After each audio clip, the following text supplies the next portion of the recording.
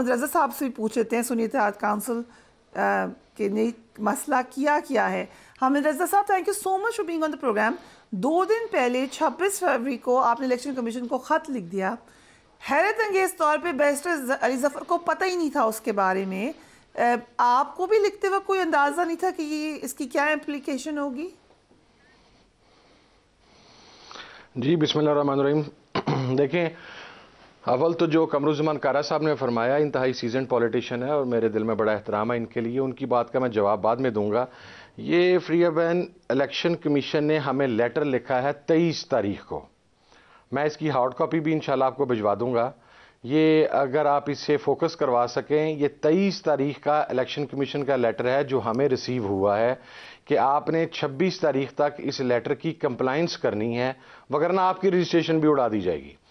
अब मुझे ये बताएं कि इलेक्शन कमीशन हमसे ये पूछ रहा है और पाकिस्तान की हर पॉलिटिकल पार्टी एफिडेविट देती है हर इलेक्शन से पहले कि जनरल इलेक्शन के लिए जब वो टिकट जारी करेगी तो उसमें 5% खवातीन को जनरल इलेक्शन पर टिकट जारी किए जाएंगे अंडर आर्टिकल 206। 26 तारीख का हमें टाइम दिया गया, 23 को खत लिखा गया, हमने उसकी कंप्लाइंस करनी थी। हमने 26 तारीख को उसकी कंप्लाइंस की कि जनाब सुन्नी इत्तेहाद कौंसिल ने जनरल इलेक्शंस के अंदर अपने उम्मीदवारान खड़े नहीं किए, लिहाजा उसके अंदर जब हमने जनरल इलेक्शन में उम्मीदवार नहीं खड़े किए तो जनरल सीटों के ऊपर 5% खवातीन की लिस्ट हम पर अप्लाई नहीं करती। ये अगर आप कहती हैं तो मैं अपना लेटर भी आपको लिखा देता हूं अंडर आर्टिकल 206। क्वेश्चन है कि आपको अंदाजा नहीं था इसकी इम्प्लीकेशन क्या होगी, क्योंकि अब तो आप एक इत्तेहाद में है जिस इत्तेहाद को रिजर्व सीट्स की जरूरत थी। इसकी इम्प्लीकेशन कुछ भी नहीं होगी। आपने मखसूस सीटें मांगनी है अंडर आर्टिकल 104, आपने मखसूस नशिस्तें अंडर आर्टिकल 206 नहीं माननी। 206 जनरल इलेक्शंस का आपसे रिकॉर्ड मांग रहा है कि आपके कितनी कैंडिडेट्स ने इलेक्शन लड़ा। हमने वो रिकॉर्ड उनको बता दिया कि जी कोई रिकॉर्ड नहीं है, हमने इलेक्शन नहीं लड़ा। हमने 104 के तहत क्लेम किया हुआ है कि हमारी मखसूस नशिस्तें।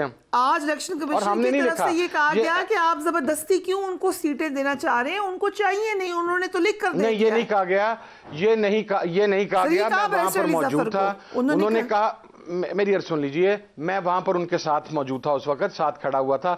उन्होंने कहा जी कि एक लेटर आया सुन्नी इत्तेहाद कौंसिल की तरफ से जिसके ऊपर हमने क्लैरिफिकेशन दी। जब क्लैरिफिकेशन हमने आधी दी तो मोहतरम चीफ इलेक्शन कमिश्नर साहब ने हमारे वकील को रोक दिया कि नहीं आप रहने दें। ठीक है, अभी इलेक्शन कमीशन के अपने जराए इस चीज को क्लैरिफाई कर रहे हैं कि नहीं जी इसका मखसूस नशिस्तों से कोई ताल्लुक नहीं है, ये आर्टिकल 206 की जनरल, और ये हमें नहीं लिखा गया। उसी 104 में ये लिखा हुआ है कि लिस्टें आपने इलेक्शन से पहले जमा करानी है। It's part of that. बहन, ये लिस्टें हमने नहीं सर, मैं जो जनरल इलेक्शन हमने, सबको ये बात पता थी, दिस वाज डिस्कस्ड। अर्ज तो सुन लें, वो हमने 104 के तहत लिस्टें जमा करवानी थी इलेक्शन कंडक्ट होने से पहले, मखसूस नशिस्तें। ये जो लेटर है इसका मखसूस नशिस्तों से कोई ताल्लुक नहीं है, ये जनरल नशिस्तों का लेटर है। मैं नहीं कह रहा, इलेक्शन कमीशन का अपना लेटर खुद कह रहा है कि ये जनरल नशिस्तों का सवाल मांग रहे हैं। हमारा लेटर जो रिप्लाई कर रहा है वो खुद कह रहा है कि ये हम जनरल नशिस्तों की बात कर रहे हैं। 104 का इसमें तज़किरा ही नहीं है, हमने बात ही नहीं की, ना इलेक्शन कमीशन ने हमसे पूछा है। दूसरी बात, जो कमरुज़्ज़मान कारा साहब ने मेरे भाई, अच्छा अगर हमने ये क्वेश्चन है कि आपके ख्याल से इलेक्शन कमीशन से ये ओवरसाइट हुई है? आप कह रहे हैं हम तो जिक्र ही नहीं कर रहे थे रिजर्व सीट्स का, आज मामला रिजर्व सीट्स का था, उसमें उस खत की डिस्कशन हुई। क्या आपके लेटर में क्लैरिटी नहीं है या इलेक्शन कमीशन को समझ नहीं आई? क्या वजह है कि उन्होंने इसको कंफ्यूज किया? आप मुझे कहें तो मैं आपको उनका लेटर पढ़ देता हूं। अगर आपको कंफ्यूजन हो तो मैं मान लूंगा कि उनको भी कंफ्यूजन है। चल रहा है, अच्छा ओके। अब देख लें, 3 लाइनर लेटर है जो लास्ट पैरा उसका, उसमें कोई कंफ्यूजन नहीं है।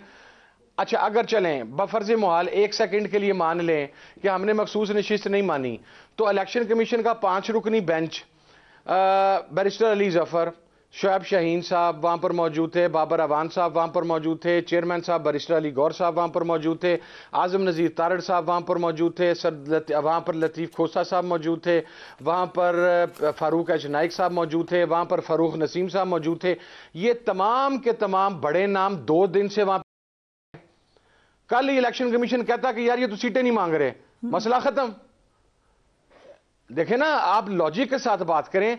लेटर इलेक्शन कमीशन मांग रहा है जनरल इलेक्शन का, हम रिप्लाई कर रहे हैं जनरल इलेक्शन का, और आप उसको आप मखसूस नशिस्तों के ऊपर डाल दें। मखसूस नशिस्तों का अपना लेटर भी मैं आपको पेश कर देता हूं। हमारा मखसूस नशिस्तों का लेटर आज से एक हफ्ता पहले 104 के तहत इलेक्शन कमीशन के पास मौजूद है, जिसके ऊपर उनके इजलास हो रहे हैं, जिसके ऊपर गुज़श्ता 2 दिन से हेयरिंग हो रही है। नंबर 1। नंबर 2, कमरुज़्ज़मान कायरा साहब ने अपने पार्लियामेंट्री एक्सपीरियंस का फायदा उठाते हुए आइन की अपनी तशरीह कर दी है।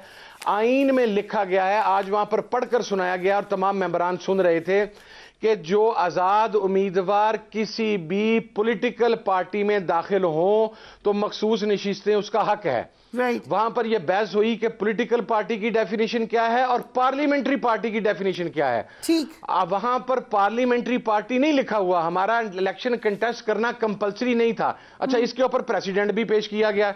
अभी कमरुज़्ज़मान कायरा साहब फरमा रहे हैं इन्होंने इलेक्शन नहीं लड़ा, इन्हें दे दें। तो जनाबे वाला 2018 के इलेक्शन में KPK के अंदर आजाद उम्मीदवार मुंतखब जीते। उन्होंने जीतने के बाद बाप पार्टी में शमूलियत इख्तियार कर ली। वो तो आजाद जीते थे, बाप पार्टी ने वहां से लिस्ट भी को नहीं जमा करवाई थी।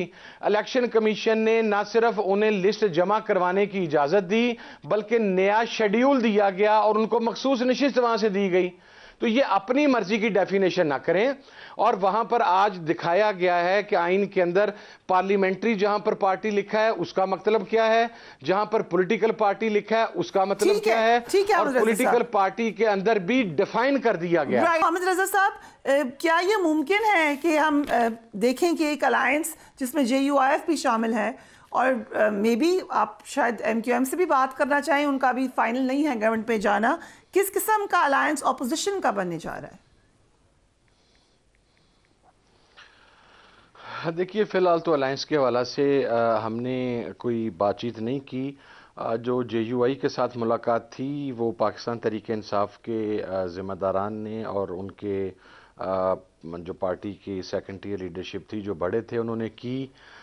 मैं अपनी ज़ाती कैपेसिटी में उस मुलाकात से को मुझे कंसर्न नहीं है, क्योंकि मैं मौलाना साहब के जो नुक्ता नज़र है उसके हवाले से बड़ा क्लियर हूँ कि आपकी पॉलिटिक्स आज तक आपको ख़ुद भी समझ नहीं आ सकी, क्योंकि आपने वाने इक़्तिदार में पहुँचना होता है हर हालत के अंदर। आप अपोजिशन में रह कर सर्वाइव नहीं कर पाते, ये आपका मिजाज है।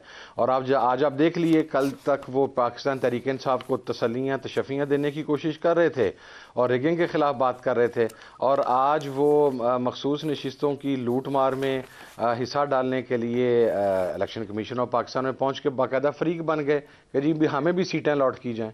तो वो उनका जो किरदार है वो बहरहाल मैं उसके ऊपर बड़ा ब्लैक एंड वाइट क्लियर हूँ। लेकिन अभी चूंकि ओथ है, कल सुबह हलफ लिया जाएगा, उसके बाद फिर स्पीकर, डिप्टी स्पीकर का इंतखाब है, प्राइम मिनिस्टर साहब का इंतखाब है, तो मेरा ख्याल है कि अभी it's too early to call कि अपोजिशन की साइड के ऊपर किन के साथ अलायंसेस बन रहे हैं, क्योंकि अलायंसेस बनेंगे on the conduct of parties के, वो किस तरह कंडक्ट करती हैं और वो किस तरह बिहेव करती हैं रिगार्डिंग हुकूमत या हुकूमती जो इत्तेहादियाँ उनके हवाला से। उसके बाद ही हम कुछ कह सकेंगे। तो अभी मेरा ख्याल है अभी बहुत सारी चीज़ें ग्रे एरिया में है, वो इतनी क्लियर नहीं है कि हम उसके ऊपर को ब्लैक एंड व्हाइट स्टेटमेंट दे सकें।